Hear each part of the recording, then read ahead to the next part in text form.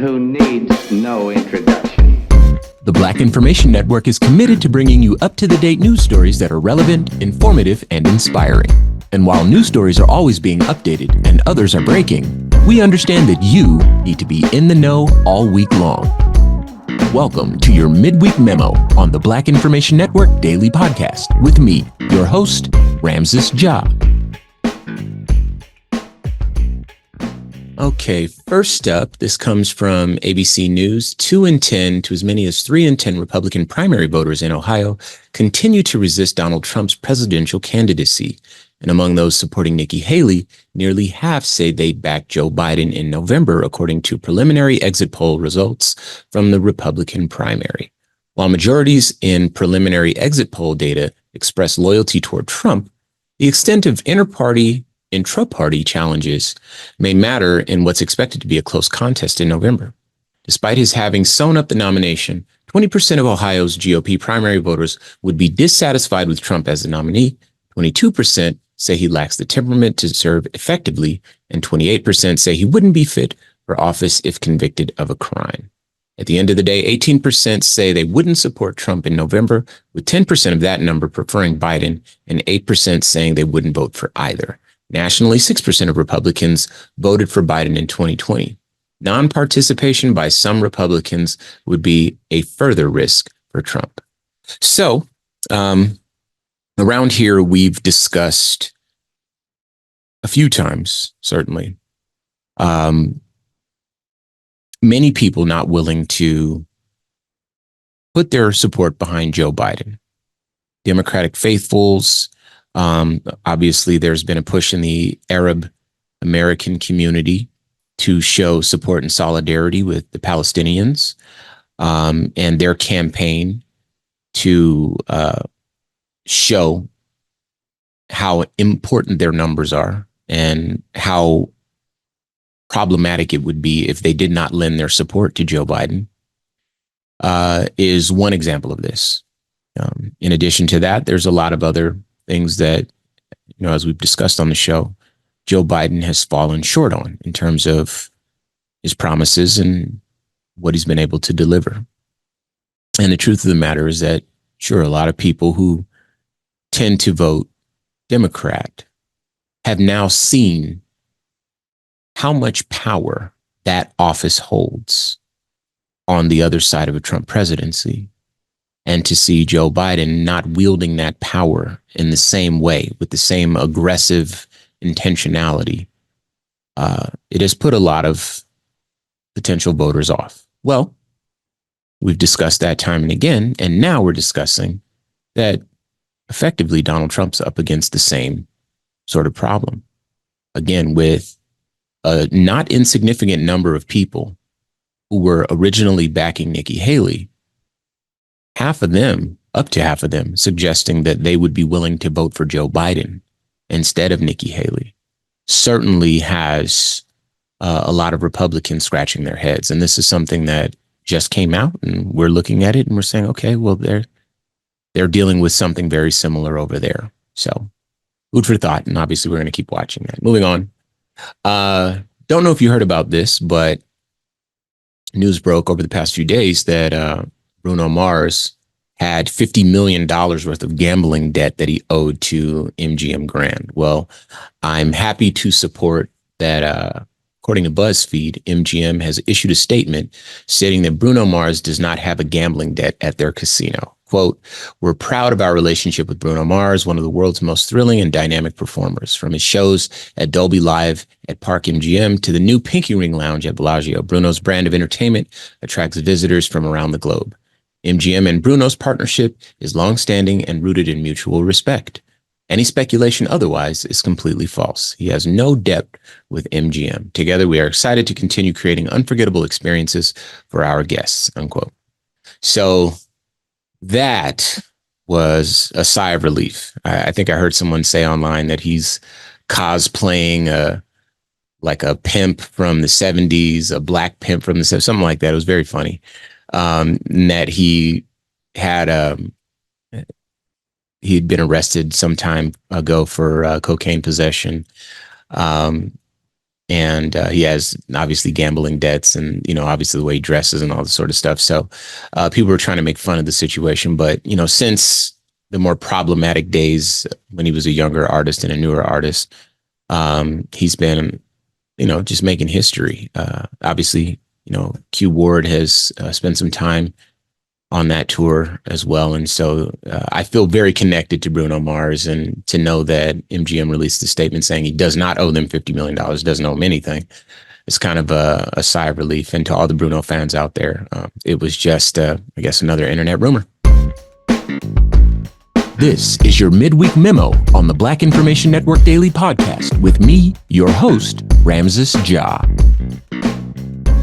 All right, next up from the New York Times, Mayor Eric Adams strenuously denied sexually assaulting a colleague in 1993 after asking her for a sexual favor, saying on Tuesday that the accusation was completely false.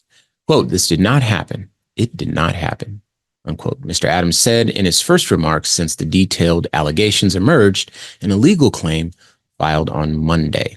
Quote, "I don't recall ever meeting this person during my time in the police department," unquote. The lawsuit was filed in New York Supreme Court as part of the state's Adult Survivors Act, which provided a window for people to bring lawsuits over sexual assaults that might have occurred years ago. All right, buckle up because it's about to get very adult. All right. A woman claimed that Mr. Adams requested oral sex from her in exchange for her career help when they worked together at New York City's Transit Police Department. When she refused, he forced her to touch his penis and ejaculated on her, the complaint said. At his weekly news conference, Mr. Adams did not take long to address the accusations, bringing them up before being asked about them. He repeated his motto, quote, "Stay focused, no distractions, and grind," unquote, and said he always carried himself with, quote, "a level of dignity," unquote, that New Yorkers expect. He goes on to say, quote, "I know how to live my life. I have been an extremely respectable public person," unquote. So, again, this has been a very interesting time and an interesting law. And what has resulted from it is a lot of high profile individuals now coming under scrutiny for things that happened decades ago. And it's interesting, obviously, if these things did happen the way that they're being discussed by the alleged victims, then this law is, making right some of the wrongs that have occurred in the past. And that is obviously a good thing. But the interesting part is to see who it's affecting. And, whether or not there's like money involved, settlements, things like this. Also, it's just an interesting thing that something like this would come to light after so much time. And the way memory works is, it's kind of an interesting thing. If someone came to me and told me something from high school about someone that I might have met, there's a good chance I might not remember a good number of people that I spent 4 years with in high school. I'm in my 40s now. I don't remember every day of my life. I don't remember every instance of interacting with someone. And, again, there are people that misremember things. People have different emotional reactions to things. And again, I'm not trying to say anything. If this actually happened the way that it is, then the way that it's stated rather, then naturally this is something that it needs to be remedied. But 30 years is a long time to prove a case. 31 years in this case is a long time to prove something. Evidence typically doesn't last that long. And if it's a matter of remembering it, then, who's to say what the truth is? And it's just unfortunate to see that this is kind of, it ended up having so many prominent Black figures in the crosshairs. Not that that's the only group, but just one of those things where it's not a happy story at all. But of course, everyone is innocent until proven guilty. And so we are going to have to continue to watch this story like the other stories. Finally, for today, this has been making headlines all the first part of this week. So, former President Donald Trump has declared that there will be a bloodbath if he loses the 2024 presidential election. Trump made the comment on Saturday, March 16th, during a rally held in Vandalia, Ohio, to garner support for Republican Senate candidate Bernie Moreno ahead of the state's primary election. The former president discussed the possibility of an increasing trade war with China over auto manufacturing before issuing the bloodbath warning. Quote, if you're listening, President Xi, and you and I are friends, but he understands the way I deal. Those big monster car manufacturing plants that you're building in Mexico right now, you're going to not hire Americans and you're going to sell the cars to us? No. We're going to put a 100% tariff on every single car that comes across the line, and you're not going to be able to sell those cars if I get elected, unquote. This is what Trump said at Saturday's rally. He goes on to say, quote, now, if I don't get elected, it's going to be a bloodbath for the whole. That's going to be the least of it, unquote. He continues by saying it's going to be a bloodbath for the country. That will be the least of it. But they're not going to sell those cars. They're building massive factories. If this election isn't won, I'm sure that you'll never have another election in this country, the former president added. A Trump spokesperson responded to the former president's comments saying, quote, Biden's policies will create an economic bloodbath for the auto industry and auto workers, unquote. James Singer, a spokesman for President Joe Biden's campaign, condemned Trump's remarks. Quote, this is who Donald Trump is, a loser who gets beat by over 7 million votes and then, instead of appealing to a wider mainstream audience, doubles down on his threats of political violence, unquote. He goes on to say he wants another January 6th, but the American people are going to give him another electoral defeat this November because they continue to reject his extremism, his affection for violence, and his thirst for revenge. So this one, I'll be honest. I saw the headline. I saw it all over the place. Trump says it's going to be a bloodbath if he doesn't win the next election.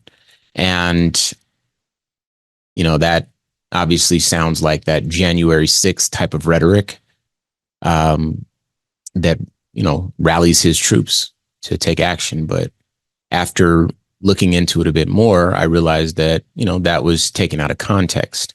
But where we end up with Donald Trump specifically is that he's already shown us who he is. Sure, if we take something like this out of context, we're thinking, okay, if he doesn't get elected, it's another January 6th when the truth is he was talking about the auto manufacturing industry and business. That's what he was talking about in that moment. Context matters, and obviously we have to be fair here and tell the story like it is. But with the history of Donald Trump, it doesn't make me feel any better that the headline was taken out of context. I fully believe that he's capable of exactly what he's shown us of what he's capable of, which is why I'm really not even mad at, everyone kind of adjusting the headlines to get the clicks, because he just continues to give those headlines. He's such an angry, fiery person, an angry, fiery speaker. It's all, doom and gloom, and he plays up to the fears of his base, and he makes sure that everyone at his rallies is scared of everything. And he also makes sure that they feel like he's the only solution to their imaginary fears. And so words like bloodbath can easily be taken out of context, or the optics can be shifted around what he's saying to play into his strongman persona. And so this is kind of more of the same. Now, granted, again, this particular one, the headline, if you just read it by itself, he wasn't talking about a January 6th, 6th-esque type of reaction to him potentially losing the election. But I don't think we're too far away from that at any point with Donald Trump. He's always off script. He's always, again, playing up to the fears of his base, and he's always trying to suggest that somehow he's the solution to all the problems. Violence is the solution to all the problems. Extremism is the solution to all the problems. And so, you know full well how I feel about this man. And, I made it very clear how I feel about Joe Biden as well.